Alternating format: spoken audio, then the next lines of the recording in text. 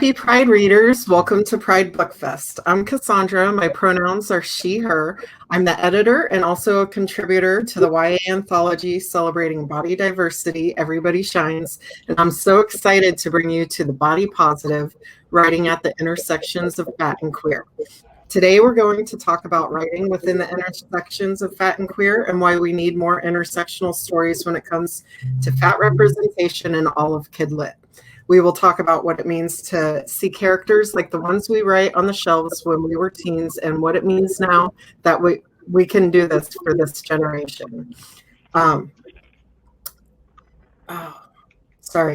We will talk about how the fat experience is not a monolith and why more fat books need to keep being published to help fight against fat stigma and encourage body neutrality. Let's meet our panelists. Hi, I am Alechia Dow, pronouns she, her. I wrote The Sound of Stars, which came out in 2020 during the pandemic. And I wrote The Kindred, which will come out in January, at the beginning of January. And I'm so excited to be here. Hello.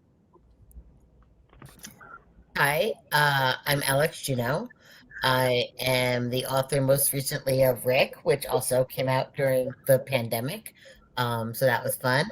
And I'm excited to be here to talk about Everybody Shines. I love middle grade stories, and I love that line between where middle grade goes into YA and those ages of really starting to make sense of the world. Hey, hi, my name is Claire Kann. Pronouns are she, her.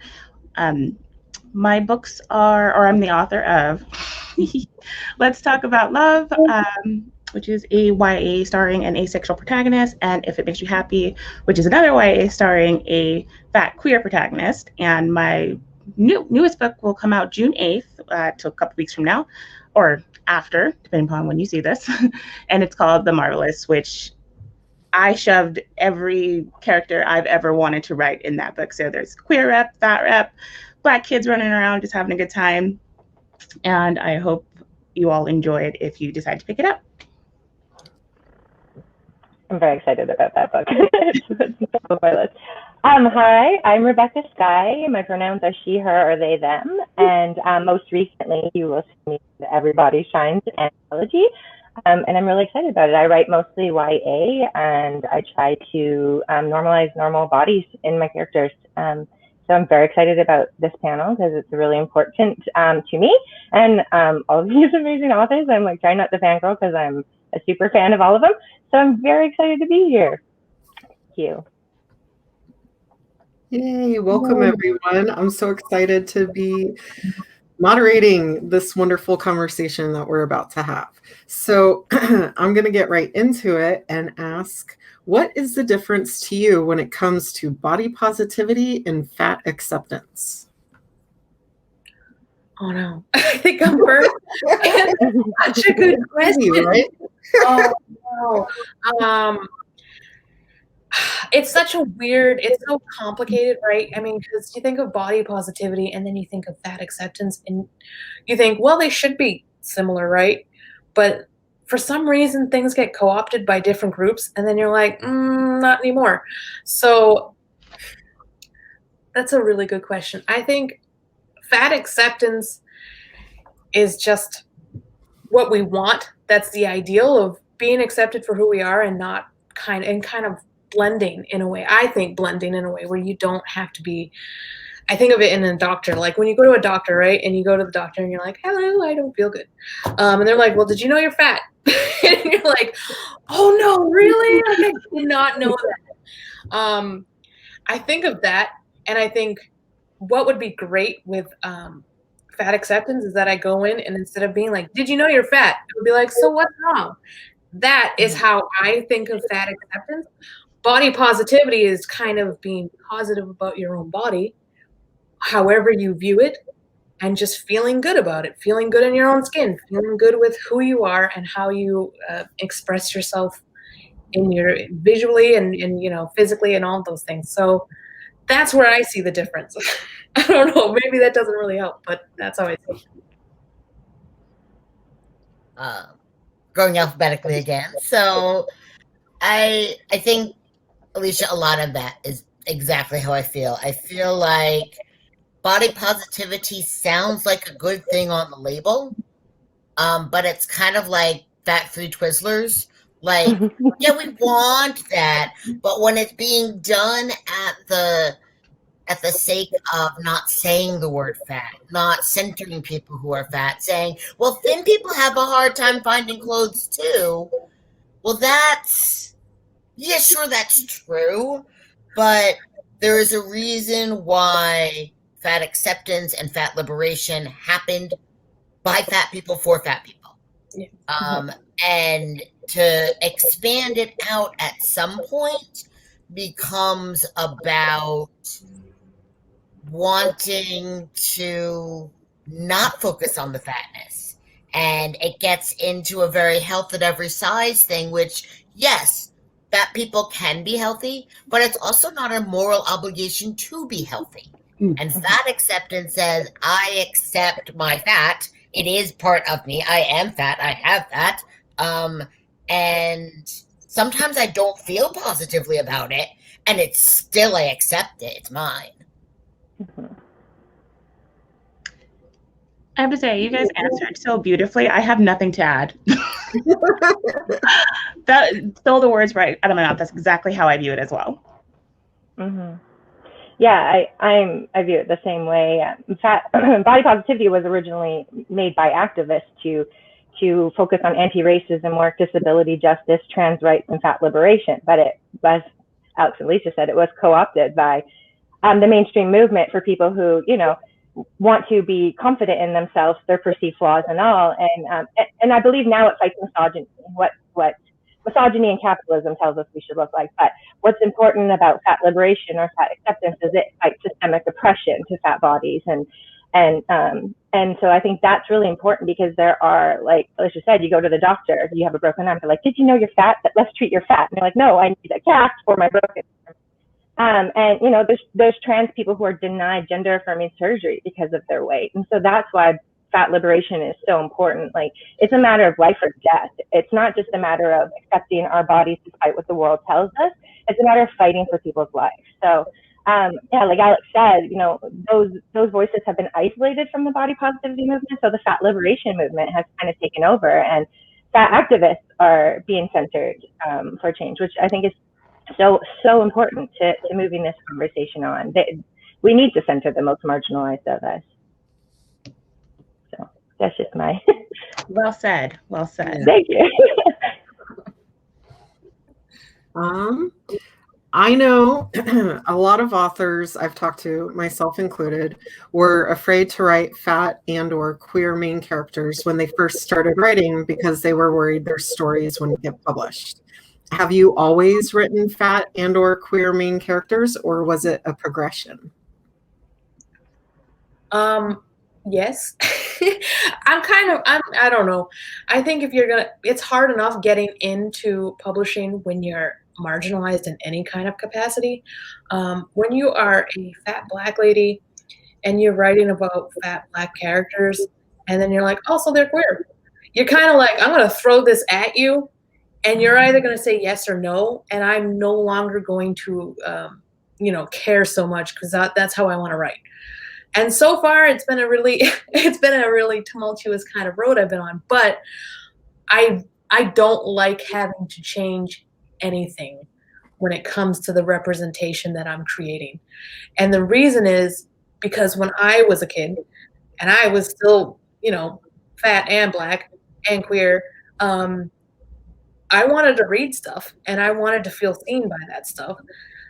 And I wasn't quite often. So now when I'm writing it, I feel like I'm going to write what I want, and people are going to either say yes or no regardless. And I'm not going to just cater to anyone else's vision on this. I mean, there's catering to editors and catering to these things that you need to be done. But I'm kind of, I don't know where it's come from, but I'm like, no, that's how I feel now. And I don't know if that's a good thing or a bad thing, but so far I've gotten new book deals, so I feel like I'm doing all right. But there are times when you're like, when you're writing stuff and you get when I was starting out and I had CPs who were like, you need to make this character white. You need to, make this character skinny. You can't make this character queer. You can't do this. You can't. And it's just a lot. And they crush you over and over and over again. And if you keep going, eventually you're going to find that strength. And I think you can find that strength. And then you become really adamant about it and almost angry. And that's where I'm at now. So I'm just like, nope, that's just how I'm going to work on it. I feel it's really important to stick with it. And I think the tides are changing very slowly. So I'm hoping that, as we get to write these things and these things get published, that more people are coming up and they're doing even bigger and even like greater things. And you're just like, that's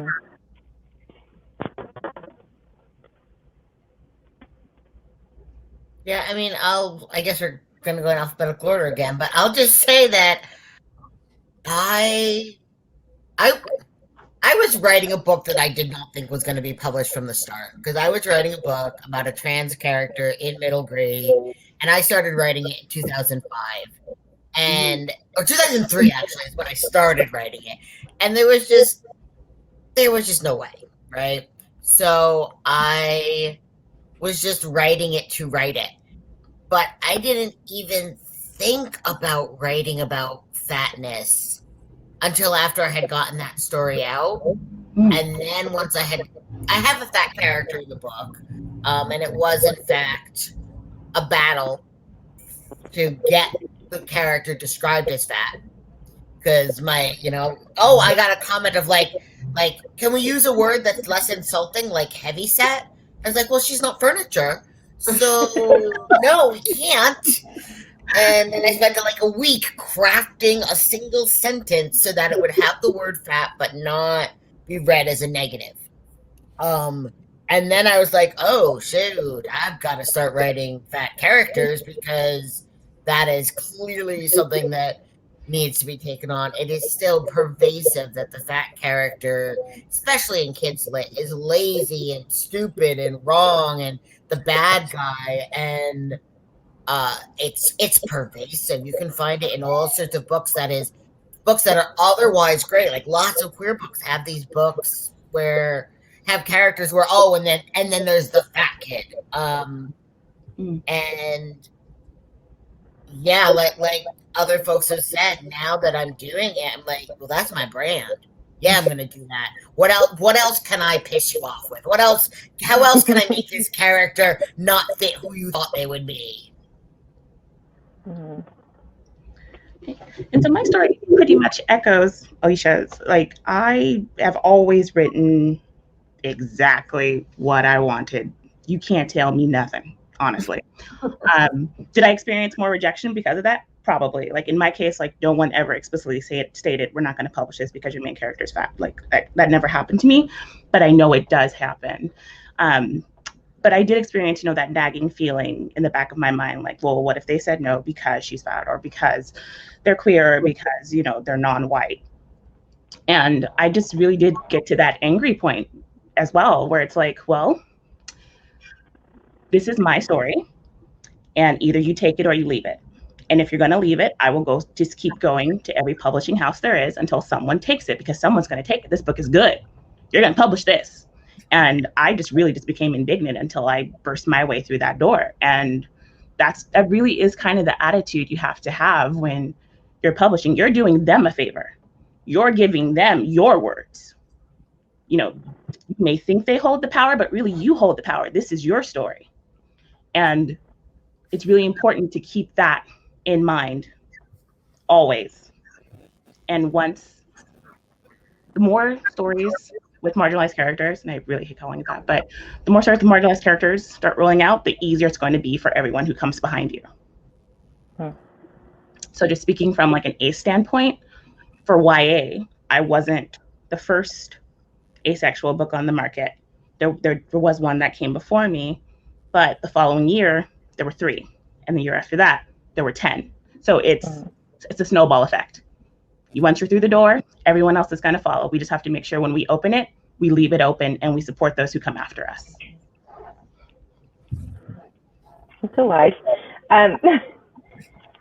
For me, I was pretty lucky because I got my start writing on Wattpad, so I didn't have any preconceived notions about one-day publishing. I just loved writing, and I was writing what I understood, and I'm fat, and a lot of people in my life are fat, so my main characters are always average size or larger.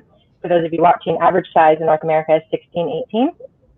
Yet plus size clothes starts at size 12. That's kind of confusing to me. So the majority of us are plus size, we're fat, and we're not at all represented. I think there's 2% of the books in YA have fat main characters, and those have mostly come out in the last 5 or 6 years. So like we're just starting, we're just scratching the surface of what needs to come.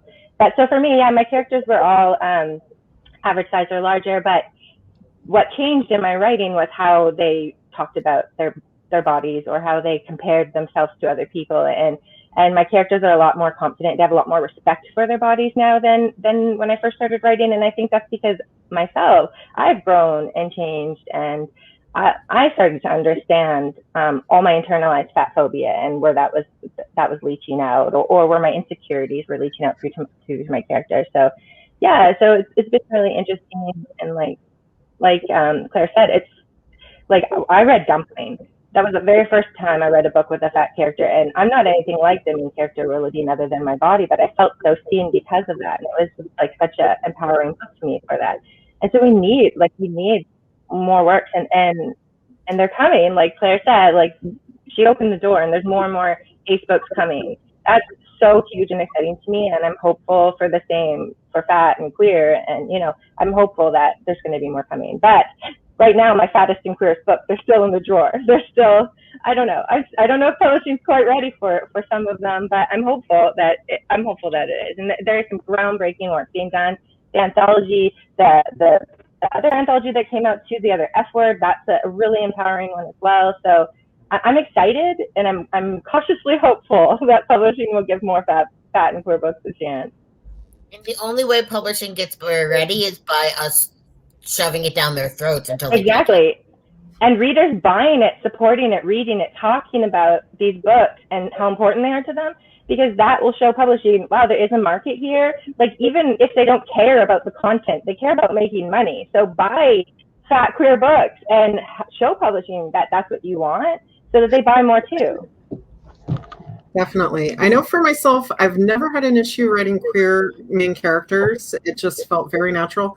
But it was scary to me to write a fat body as the main character. And I think that it was a lot of my own internalized fat phobia that I dealt with as a teenager. And just exploring those emotions was so raw and so just brought me back to a time where I really felt so insecure about myself. And so it made me afraid to put that kind of emotion on the page. But once I did, it was so freeing, because when you start to write about what you know and just the little subtleties that another person who lives the same experience can go and see that maybe someone else wouldn't and picks up on, that's like how you start to relate to each of the characters and really find yourself seeing yourself in a story that you've been wishing for. Because I'm older, I'm 44, so when I was a teenager, fat representation really wasn't a thing, and if it was so negative. And so I think now it's amazing how far it's come in just a couple of decades. And I can't wait to see the progression for the next 2 generations as it continues. And I think that there's still a lot of lacking as far as variety and diversity within the fat stories that are being told right now. But that's still just one more step up that ladder that we keep climbing and climbing. So I'm hopeful. I know I was even afraid to do the anthology. When I first started putting feelers out, I was like, nobody's going to want to be a part of this, because I just was so afraid that other people might not be ready to do something. But then I found all of you beautiful people and it was really awesome. So I think that as it continues, that more and more are going to be published, and that's going to make more and more authors and writers feel like they have permission to get their stories out that they connect with. Speaking of, stories with fat queer rep would have meant the world to me as a teen. Do you think as publishing releases more intersectional, body diverse stories for kids and teens, that access will help to reduce fat stigma and encourage body neutrality, especially in peer groups where kids have typically been bullied in the past? I think it already is. I think I have a lot of faith in newer generations. I have a lot of faith in them. When I look at newer generations, they're fighting fights that we didn't know we could fight. And they're doing things and saying things that are just so smart and so bold and determined. And I really believe in them. And I think that being able to tell stories for teens and children is such an honor, because you are getting to represent some of these people and that are just going to take over the world. And it's really a beautiful moment for you when you're writing it and you're like, I'm inspired, and I hope I inspire them, but I hope they know that they inspired me so much. I think having these stories is going to help. I want to believe in it. I want to believe all the positive things. I think that also at the same time that we just have to have faith in newer generations, that they want to change things anyway, and that our writing represents that, and it helps them feel like empowered. It helps them more empowered going forward. But I think the change and the want to change is already there. I really do believe it. I just think that there needs to be a bit louder, and I hope that we can boost those voices. Mm-hmm. I think there's a lot of progress happening, and there is also a fat panic going on. I'm 43, right? So when I was growing up, there was not any kind of fat representation. But I went back recently and I reread Blubber by Judy Blume. And the girl is fat, and they make fun of her because she's fat, and it's, so sad that she's fat. But there's no moralizing. She's not popular, but she's not bad. She doesn't have that almost evil sense that a lot of fatness has taken on. And I think that fat youth are still a lot at risk. I think that the representation in books and in graphic novels, seeing fat bodies on the cover, it's so life-changing, just to be able to see someone else be fat and exist. I think that I believe in the kids more than adults. I think adults they already know what they know, whereas kids are learning things, so they're always filtering new stuff in. But we need to give them good stuff to have in their brain to work with. They deserve it. They need it. Mm-hmm. I definitely echo those sentiments. The kids are all right. That's not to be cliche, but I think they're going to be all right as long as the planet is still around. Just going in a little bit of the opposite direction, for me, when I create a story, and there's a fat main character, when I did it, I got very lucky that they put a fat character on the cover. And it was very clear what this story was about. She was the main character. This entire story revolved around her. And while I do love books, I would love to see more fat characters in TV and film and movies. I feel like it's more, books are powerful, but I feel like TV and movie and even shows on YouTube, they have more of a reach because not all kids are readers. So I would just love to see more of our stories adapted into that medium, and I think the message would go even further. Yeah, I agree with all of them. I've watched my niece and nephew grow up with so much more self-awareness and awareness of the world and compassion for other people than we were taught as kids, or at least I was taught. And I'm so hopeful toward the next generation, but I'm also wary because systemically we're really screwed. And so what's important to me about more works being in media all over, like Claire said, TV. So I want to see fat, disabled, trans, queer bodies in every format, because that allows people to be seen and it allows them to realize they can advocate for themselves. So next time they walk into a doctor's office with a broken arm and they say, you need to go on Weight Watchers, they could be like, actually, no.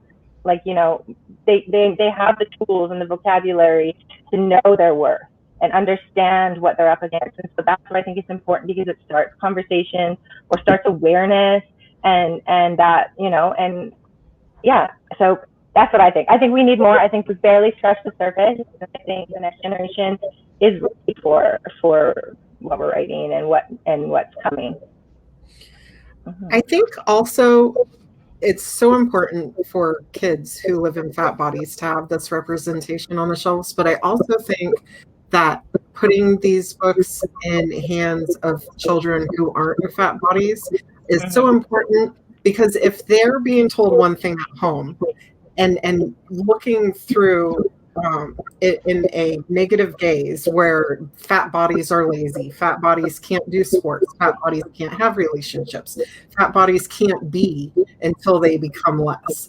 And then they read about kids who are doing the same things as them and getting everything that they want in stories. It normalizes it in a way that it really sort of mutes what they're being taught in other areas. And so that way maybe there's not that much of a us and them kind of feeling, because it's just being fed to them through stories, through TV, through, you know, all these different things that people put so much value in, to think what is the right way and the wrong way. So the more that everyone gets these stories, it really evens the playing field. And the younger that happens, like picture books, I think, are so important to have fat bodies in, and not just the children, but the guardians, the parents, the, you know, all the friends, relatives, just showing like one fat body. Okay, that's great, but multiple fat bodies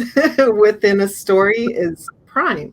And so I think that's just as important for everyone, because then no matter what you're being taught at home, you can develop your own thoughts and see maybe it's not exactly what I've been told.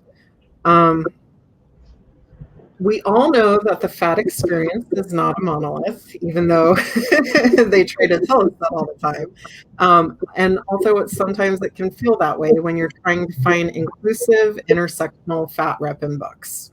Has publishing done sufficient work to take representation beyond trends? No.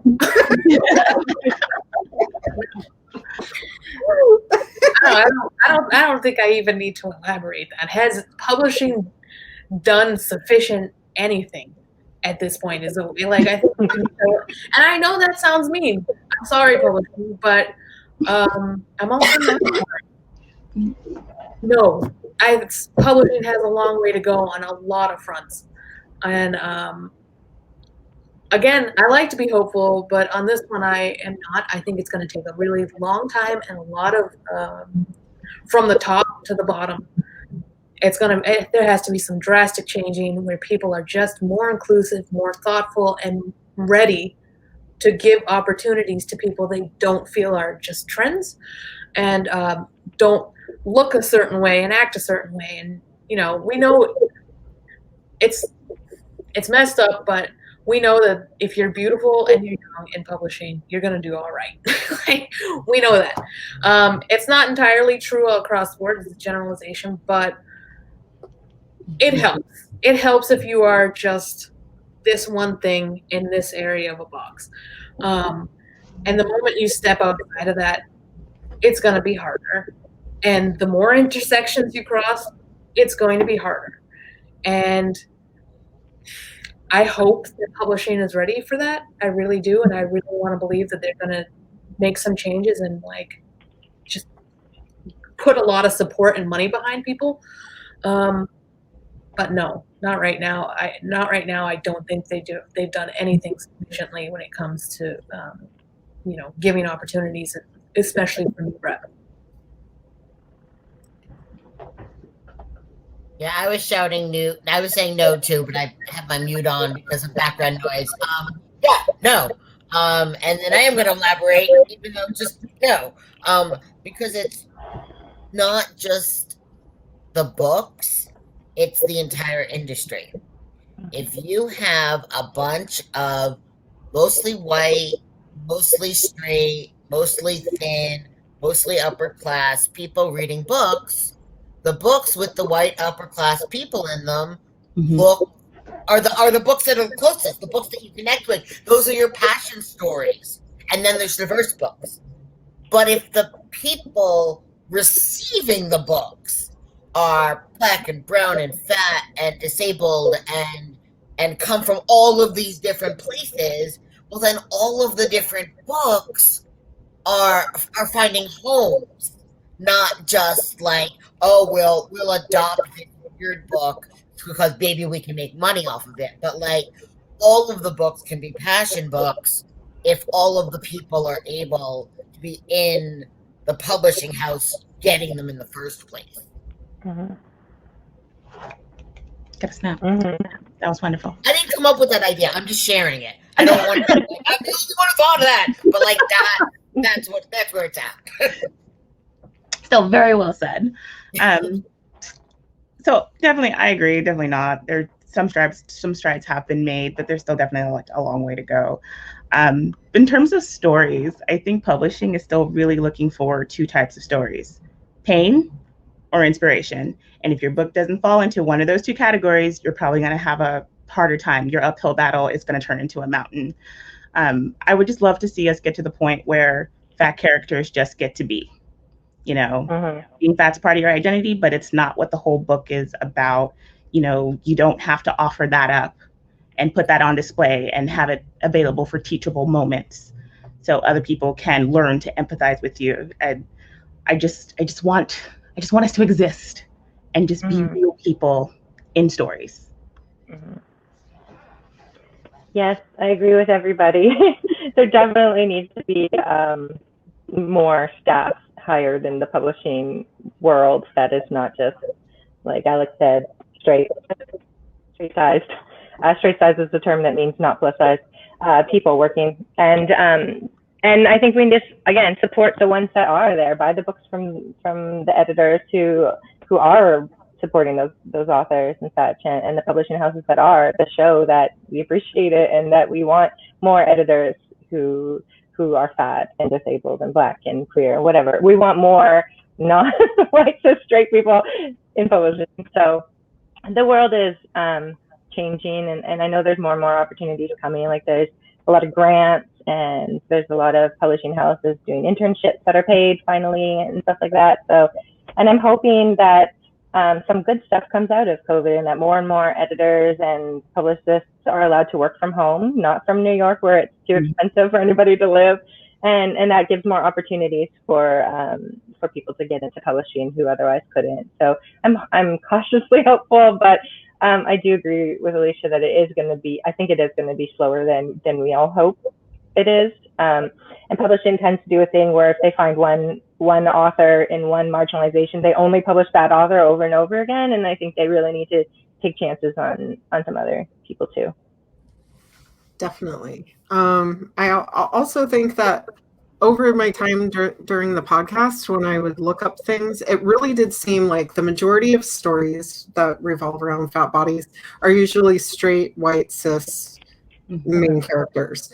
And as you break it down, there's still so many stories that aren't on the shelves at all when you add more and more intersectionalities and cultures and backgrounds and socioeconomic status and all these different things that really do break down the idea of that monolithic kind of experience. And so I think that the more people who feel the freedom to be able to write the stories that they want and get to, it's so important to really showcase the agents that are looking for these stories the publishers that are looking for them, the editors who want them, and really broadcast that these are the people who are actively acquiring these stories. Because to have that championship behind you is going to enable those stories to be told. And there's still going to be pushback, obviously, as we all know. But I think that when you build that community and the people behind you, you really do have that forward motion to get more selection out there. So that way, in cases of like things with the anthology, or when you're one of the first people putting the books out, people don't get on you because it's not the experience that they don't quite identify with, which is very hard, because how can you tell a story that everyone identifies with? And so then maybe they'll say, oh, well, there was a lot of internalized phobia, or there were all these people being mean, or they weren't happy the whole time, or they were too happy the whole time. And it's just like, you know, the more that those stories get out there, the less of a magnifying glass we as authors all live under, because it's not such a one-on-one thing to compare it to, which can be stressful. What are your feelings about how social media impacts the way people in general feel about their bodies?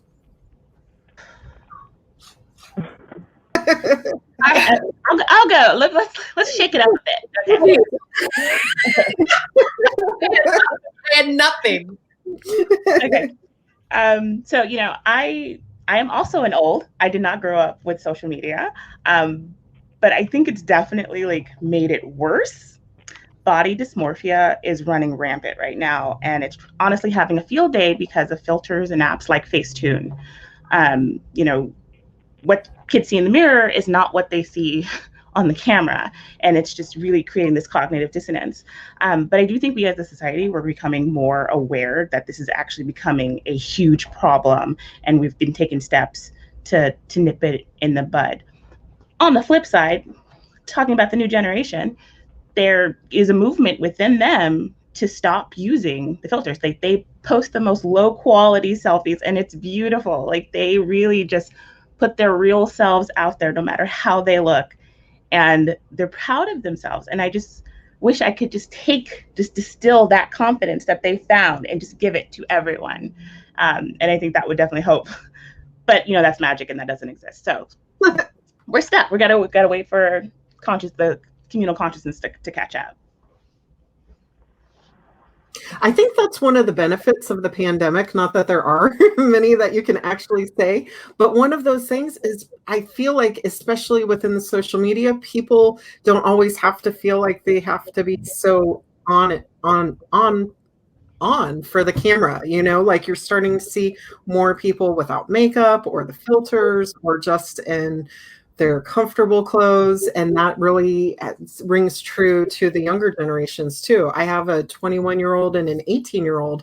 And I think that 2 years ago, they were so into social media and all the trends and everything. And now they've really taken a step back, and they'll still post and stuff, but it's not like this hyper focus that, you know, you have to have everything all the time and be on it all the time and look like perfect. And I think that is sort of the feeling for most of that generation right now, is they're tired of it. They're exhausted of being on all the time. I think, I mean, it is so easy to see the scourge of social media, but there's also untold numbers of queer kids who have found that there are other queer kids because of the internet. And there are untold numbers of fat kids who have found some sort of notion of fat positivity because of the internet. Yeah. And it is something that you have to filter. It is something that we all have to filter. And kids, like you say, because they're growing into it, are better at filtering it than a lot of older folks are. But yeah, the fact that that information is out there is, I can't even imagine having been able to find language and connection and community, and that there were other folks thinking and feeling like I was, or thinking and feeling things that I haven't hadn't realized I could think and feel yet.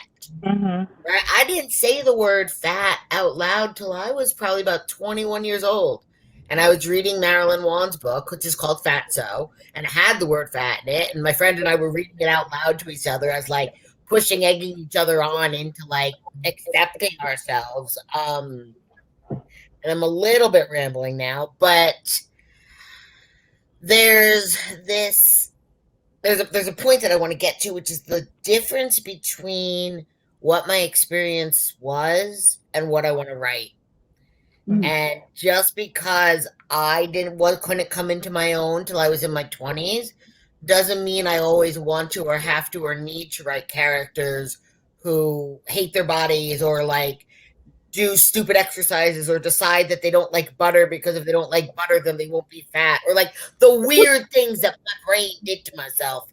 And there's this line between reality and optimistic that I'm always, especially in middle grade versus YA, always navigating and not wanting to put a kid in a book, to put a representation in a book that I wouldn't want a kid to read. And if it is a representation that I don't want them to read, which you have to do that because plot and stuff, then it get called out in the book, that it get called out on the page. Mm-hmm. Yeah, for me, social media has always been a double-edged sword.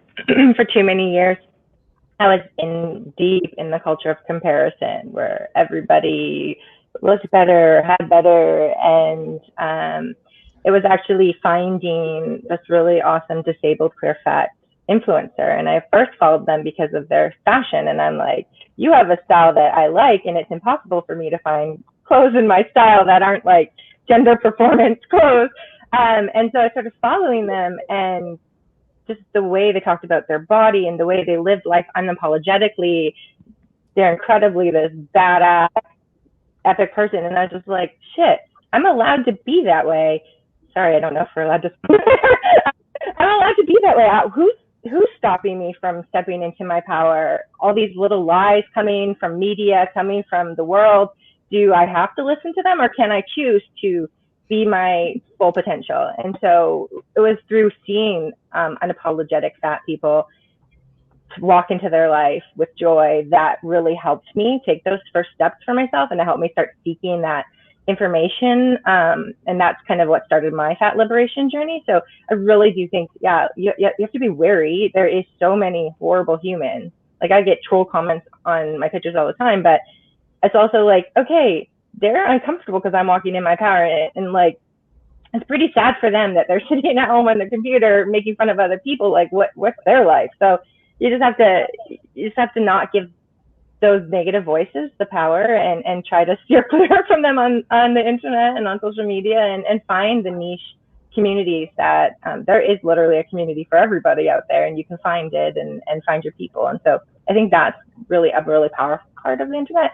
And I do believe it's leveling the playing field, and it's giving marginalized people voices for the first time in a really long time. We've been not included in media, not included in news and systems and such. So yeah, I think, like I said, it's a double-edged sword, but I think there's a lot of positive to it. Mm-hmm. I will say for myself, I didn't ever get like full body photos between the ages of like 25 and 40. I refused. It was always from, the chest up, very closed in, because I was so afraid. And through social media, seeing everybody just posting their bodies and feeling comfortable in it, it really empowered me to be able to finally just say, this is my only life that I get, maybe. Because who knows, really. But if it is, I want to be a part of the memories that I'm taking of pictures with everyone else, and stop hiding myself. And I don't know that I would have found that courage without seeing all the other people doing it on social media. So for that, I have to say, there are some positives about it for sure, because looking at everyone feeling free and posting themselves and not hiding really gave me that empowerment too. And it's wonderful now. That, and like, if you have a kid who loves to take the worst photos of you ever, every day, you really lose your ego really fast. I have a friend who she helps people like become okay with their pictures, and she makes them take the under chin selfie and put it as their lock screen. And so every time they open their phone, they see this, and eventually it just destigmatizes it. It's like, just that's my double chin face. Like you know, we all have it, but we're also afraid to take this picture. You know, it's not a big. It's just skin. It's cute. I call it my donut beard. But like that was such a big deal for so long for me, and now it's like, I don't care, you know. So I do think like seeing yourself repeatedly, seeing other bodies like that, it's important. It is, definitely. Oh, this is one of my favorite questions always. What tropes, characters, stories, or movies would you like to see redone with a fat main character? Because there's so many left. There's only one bed. I've always wanted to write There's Only One Bed. And you know how, like, I don't know if anybody else is really as weird as I am. And I am extremely weird. But when you're thinking about it, when you're like laying next to somebody and you're like, I don't know this person, and I kind of like this person, you're thinking, oh my God, is my breathing normal? Like, am I breathing as a normal person? And then you're thinking, if you're a fat person like I am, you're like, am I touching them at any possible point? Like, and then at some point you are, because that's just how beds work. And I really want to write that trope. Also, you can like weigh the bed down and they roll into you. You can't help but touch them. No, you're just like, that would be amazing. Yeah, I want you to write that.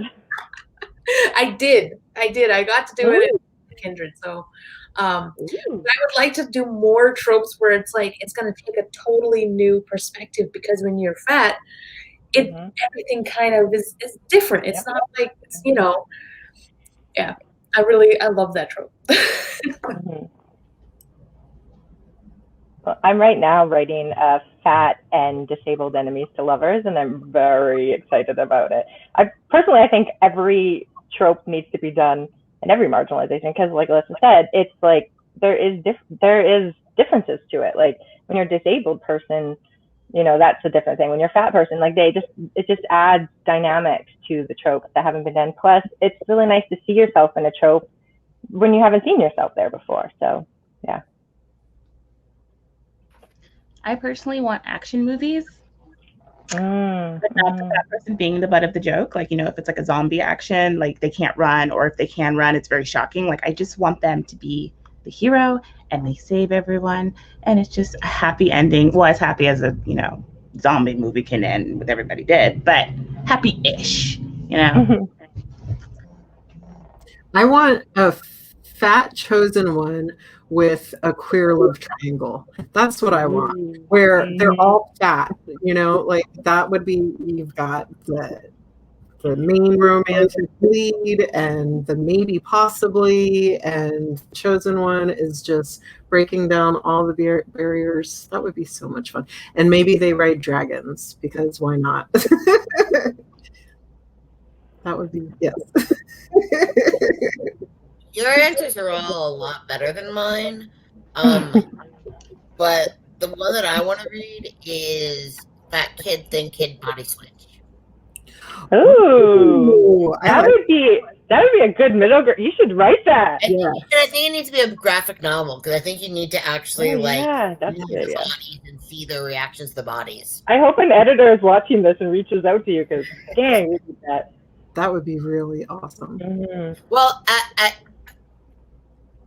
true story. I have talked about it, and where I hit the here's the sticking point. If any of you can fix this, is in a body switch, they both have to learn something.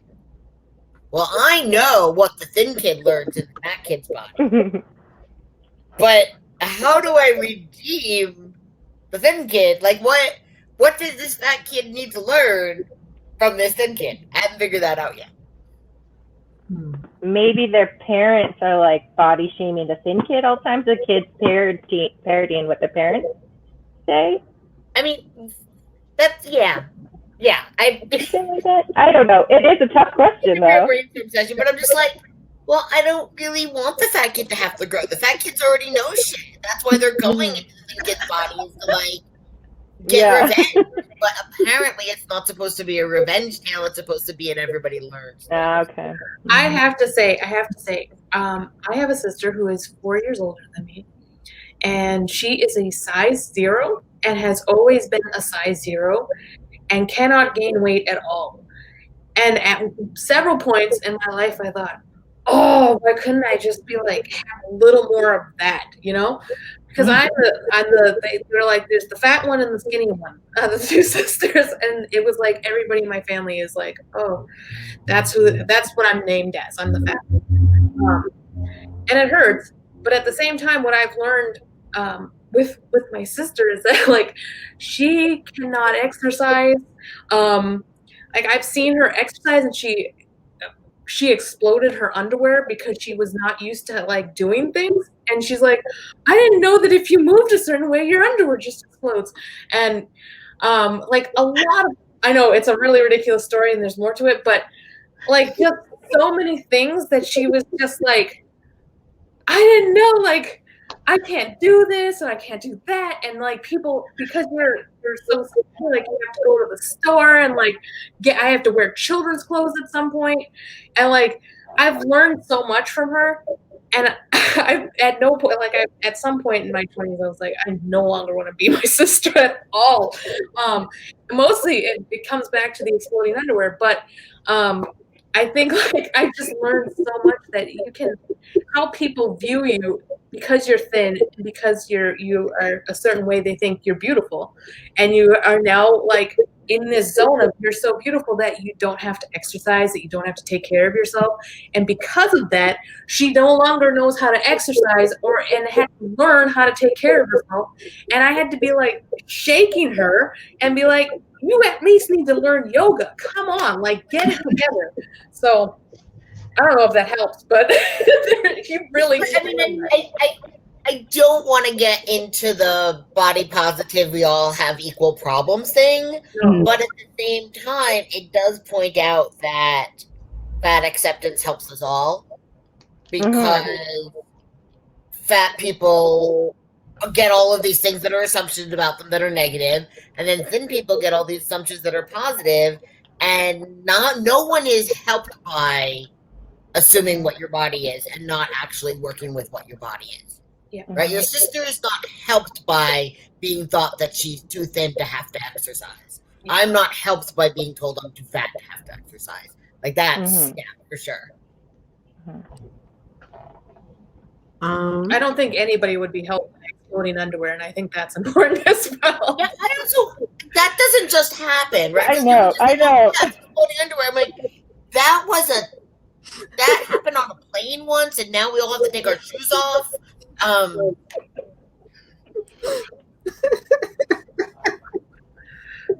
was really embarrassed, though. It helps. Like, she was like, they don't make skinny people underwear for you to flex. So that's a real lesson. She had to run off the gym floor with her underwear just falling in shreds around her. And she was like, people were looking. It was the worst experience of my life. And I know that I was supposed to be compassionate. I know that. But at the time, I was like, I wish I had a camera to see that. So funny. I know, it's so random, such a random story, but I want an anthology of the way your body affects what you break, like from exploding underwear to breaking chairs, and yeah.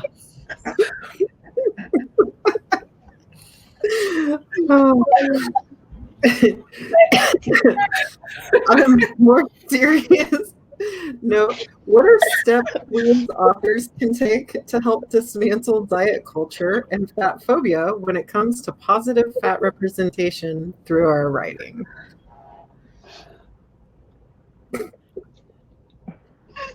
By doing it, by including fat people, by not just including them when they're fat stories, by having fat people in the background, by not just describing the fat character as fat, by describing all the different bodies in different ways, and not just a character as fat. A character can be round, a character can be thick, a character can be curvy. Like, there's lots of different ways to be fat. And yeah. And I think if I start laughing, I'm sorry. I still can't get over exploding underwear. I think what's also important from a writing standpoint. Is to work on yourself. I think we all have some form of internalized fat phobia. You know, we've all been on a terrible diet, especially if you grew up in like the 90s. You could not avoid diet culture, and there was no pushback at all. So it's in our brains. So, and I feel like until you do the work to dismantle those ideas from within, it's going to seep into your writing, whether you want it to or not. So really just work on being a better human, and it will show in your work. Yeah, I was going to basically say the same.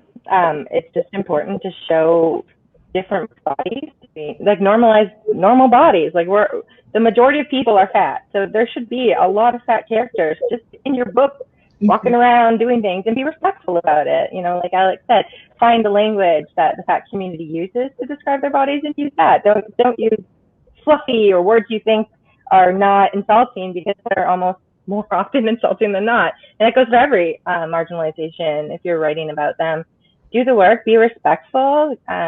If you're not fat or you're not whatever you're writing, find expert readers and sensitivity readers, hire them to go through your work. It's really important that people who are straight size be an ally to the fat community, because, you know, especially in the YA and middle grade scene, that's when so many people are developing their identity around their bodies. And it's important to get it right and to be respectful with what you're writing, and avoid stereotypes at all costs. What does it mean to you to be able to write and publish books that explore the intersections of fat and queer? And who do you most hope that your stories will reach? For me, it means the world. I mean, being able to write my own experiences and how I perceive the world and how I perceived the world as a teen is just, it's such an honor. And it also, I know that if teens are finding my book and they share any of my intersections and marginalizations, I hope that it inspires them. I hope it gives them hope. And I hope that it kind of normalizes all of these mental illness, Blackness, queerness, all of these things. I hope that it makes them feel seen and a part of this world and not alone, and all of those other things that you get from books when there's so bad rep. So I hope that I'm making books that are great for that audience and that can inspire them. I mean, like for yes. Go ahead, you go. No, Rebecca, please do. Okay, I was just going to say, like, you know, I mentioned earlier, there's so much fat phobia in the queer community. You know, if a fat person wants to go for weight loss surgery, they can do that. But if a fat trans person wants to go for gender affirmation surgery, they can't, because they're too fat for anesthesiology suddenly. But it's okay if you're getting the weight loss surgery. So it's just those certain types of biases that in the conversation, showing fat trans bodies, fat queer bodies, how close to expression that those bodies faces. So, can you still hear me? Okay. I'm sorry. I don't know how to fix it. Yeah, it's cutting out. It might be a connection issue, but you're right. You're absolutely right. That I think what you're saying is very true, that the difference between why we want to change our bodies deeply affects whether we get to. And I think body sovereignty is the language that works best for me. And I've done a lot of thinking about at that intersection between trans and fat. Body sovereignty says I get to change my body as a trans person, and I feel like I don't have to change my body as a fat person. And those things are both true, and it's because of what I chose for my body. Yeah. So this question of like what does it mean to get to write these stories? Frankly, because we got told that we were told we could swear away. It's a bit of a mind fuck. That these very things that were so deeply instilled as true that I didn't even know I was thinking them. About fatness being bad and queerness being weird and transness being a last resort for those poor folk. That now all of a sudden you pay me to go to junior high schools and talk with kids about these things. Like you put my books. I mean, yeah, okay, there's some issues with bans and challenges, but like as a whole, I am getting to tell other kids the things that I wasn't told. No, I can't actually take that in and make any sense of it. Nope, makes no sense at all. I love that answer because that's exactly how I feel as well, except a little bit of the opposite. So I don't know where it came from. Didn't come from my parents, I can tell you that. I have an obscene amount of confidence. Okay, so I was a fat kid, I was a fat teen, I'm a fat adult. And I've never had a problem with it. I never internalized anything negative that someone had to say about me. That was their problem. And so when I write books, that's what I put in there. I put those pieces of me that I wish that I could give to everyone. Like I have fat friends, I want to give it to them. And we have come to Jesus talks where I go over like how I feel and I listen to how they feel and we try to meet in the middle so I can understand. And because I do feel so different than other, fat people because my story is typically not the same as others. And so being able to put that in a book and receive zero pushback from an editor was one of the greatest experiences of my life. My character just got to be fat and no one told her anything about it. And if I could do that for the rest of my life, for my queer characters as well, like the pinnacle, like that's the dream. That's all I want, is just to be able to just write the way I want with the characters that I want, who feel so confidently about themselves as humans and have no one say anything about it. And I just hope my stories will reach the people who need them most, whoever they are, wherever they are on the planet. Oh, I'm gonna cry. You'll laugh, you'll cry. You made me laugh so hard I cried, and now I'm just gonna cry because your answer was so good. What are you guys doing to me?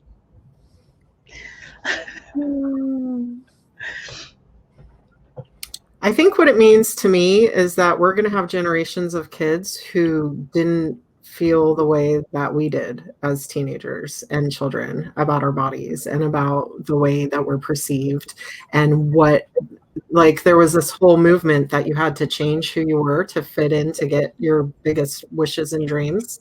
And I think that as we write more of these stories, kids can appreciate life now and not have to fit society's narrative. They can change the narrative to fit themselves and their journeys. And so that means the world to me, because sooner that we tell kids that they're okay and stop putting all of our preconceived notions on them, that lessens the mental trauma that we've been feeding them for generations, ourselves included. And so we're giving them the freedom to be free. and I just think that that's a priceless gift. And I think that, I hope that the stories reach those who need it the most, who have a feeling of being stuck and can't find their way out to be able to enjoy life. I hope that they are able to absorb these stories and say, I can happily be myself. And sometimes it's still going to suck. Sometimes I am not going to like who I am, but I don't have to give up on myself to continue further. And so that's like who I hope it is the most effective for. Mm-hmm. Well, I can't believe we're at the end. Thank you so much to Alechia Dow, Alex, Gino, Claire Kann, and Rebecca Skye for this incredible conversation. Where can readers find more information about you and your work? Okay, so you can find me at, my website is alechiadow.com, which is ALECHIADOW.com. And you can find me on Twitter, which is Alechia Writes. I think I have Instagram, but it's only food pictures because I really, really love food. So there's that. And I have 2 books. there's that too. I really am not good at this. Yeah, you can get those if you want. You can go to the library, you can go to bookstores. One of them is out in January, so not yet, but please. And I'm also in anthologies too. You know what? Let's just skip me. Let's go to somebody else. I don't have myself together. I've never had myself together. You just need to know that. You can find me online. There you go. It's like a scavenger hunt. But seriously, follow her for her food photos, because what she failed to say is that she's an expert chef, and the baked goods are out of this world. Every single time I see a picture, I get so hungry.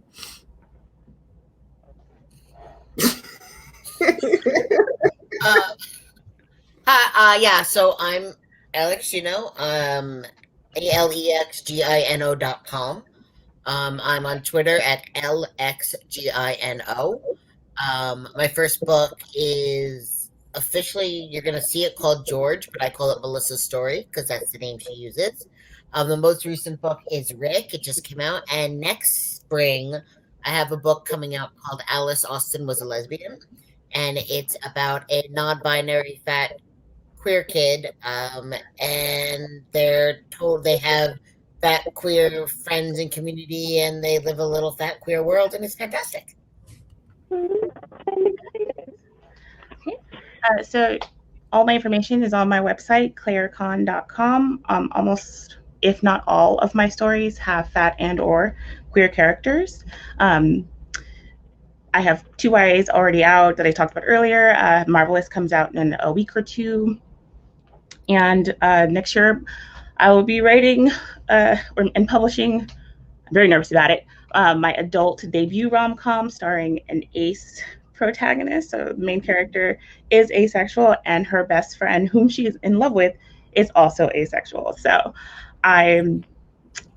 it's been a struggle to really get the story the way I want it, but that's what I'm focusing on now. And I blog at conclaire.com, so just my name reversed, talking about my process and what it's been like pouring myself into 2 different ace characters, if you'd like to follow along. You can reach me at RebeccaSkye.com. I'm also mostly on Instagram, which is the Rebecca Skye. And yeah, all my books and everything are on my website. You can find them there. Yay. And then you can reach me on Twitter. I'm Cassandra Writes for my personal stuff, and then Fat Like Me Pod for my podcast. And on Instagram, I'm Cassandra_Catalano_Newbould, because I like to make it difficult. And then we have Everybody Shines coming out next week, which is blowing my mind, June 8th. It's a 16-story anthology about fat kids written by fat, amazing people. Yes, and you are going to find everything in there. We have so many different genres, so many different stories, and everybody finds their shine in the end, sometimes in the beginning, sometimes in the end, but they find it. Yes, there we all are. Woo! But yeah, you can find me on my podcast and hopefully pick up the book next week. But again, thank you so, so much for being a part of this conversation. I think that the more that we talk about our experiences and chat all things fat, that the more the world is going to normalize it until the stigma gets reduced and we all get the thing that we both or all need, which is body neutrality, and just the ability to live without people associating our size with our worth. Again, I'm Cassandra Newbould, and thank you for joining us at Pride Book Fest 2021.